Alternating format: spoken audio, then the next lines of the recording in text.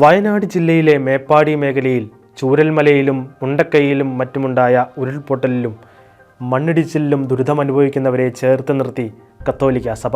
വയനാട് ജില്ലയിലെ ചൂരൽമല, മുണ്ടക്കൈ, ആട്ടമല എന്നിവിടങ്ങളിലും കോഴിക്കോട് ജില്ലയിലെ വിലങ്ങാടും കേരളത്തിലെ മറ്റു മലയോര മേഖലകളിലുമുണ്ടായ ഉരുൾപൊട്ടലിലും മണ്ണിടിച്ചിലിലും പേമാരിയിലും വെള്ളപ്പൊക്കത്തിലും ദുരിതമനുഭവിക്കുന്നവർക്ക് വേണ്ടിയുള്ള സത്വര സഹായത്തിനും പുനരധിവാസ പ്രവർത്തനങ്ങൾക്കും സിറോ മലബാർ സഭ കൂടെയുണ്ടാകുമെന്ന് major archbishop Mar Raphael Thattil പ്രസ്താവനയിലൂടെ അറിയിച്ചു. ദുരന്തത്തിന് ഇരയായവർക്ക് സമാശ്വാസം പകരാനുള്ള സർക്കാർ നടപടികളോട് സിറോ മലബാർ സഭ പൂർണ്ണമായും സഹകരിക്കും.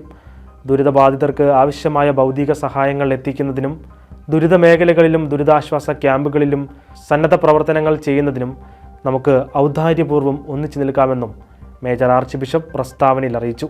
അതോടൊപ്പം ദുരിതത്തിൽ ഉറ്റവരെയും ഉടയവരെയും നഷ്ടമായവരുടെയും പരിക്കേറ്റവരുടെയും വേദനയിൽ പങ്കുചേരുകയും അവർക്കായി പ്രാർത്ഥിക്കുകയും ചെയ്യുന്നുവെന്ന് KCBCയും പ്രസ്താവിച്ചു. രക്ഷാപ്രവർത്തനങ്ങൾ ത്വരിതഗതിയിൽ നടത്തുന്ന സർക്കാർ സംവിധാനങ്ങളോട് സഭാ സംഘടനകളും പ്രസ്ഥാനങ്ങളും സഹകരിച്ച് പ്രവർത്തിക്കണം. കേരള സഭയുടെ മുഴുവൻ ശ്രദ്ധയും ദുരന്തബാധിത പ്രദേശങ്ങളിൽ ഉണ്ടാകണമെന്നും KCBC പ്രസ്താവിച്ചു.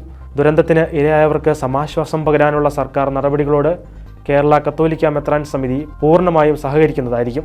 ദുരിതബാധിതർക്ക് ആവശ്യമായ ഭൗതിക സഹായങ്ങൾ ചെയ്യുന്നതിനും അവരെ ആശ്വസിപ്പിക്കുന്നതിനും പ്രതിസന്ധികളെ തരണം ചെയ്യാൻ ആവശ്യമായ ആത്മധൈര്യം അവർ വീണ്ടെടുക്കുന്നതിനും വേണ്ടി ആ മേഖലയിലെ രൂപതാ സമിതികൾക്കും മറ്റ് സന്നദ്ധ പ്രവർത്തകർക്കുമൊപ്പം ഒരൊറ്റ ജനതയായി നമുക്ക് പ്രവർത്തിക്കാമെന്നും KCBC president Baselios Cleemis Catholicos Bava, KCBC vice president Mar Pauly Kannookadan, KCBC secretary general bishop doctor Alex Vadakkumthala എന്നിവർ പ്രസ്താവിച്ചു.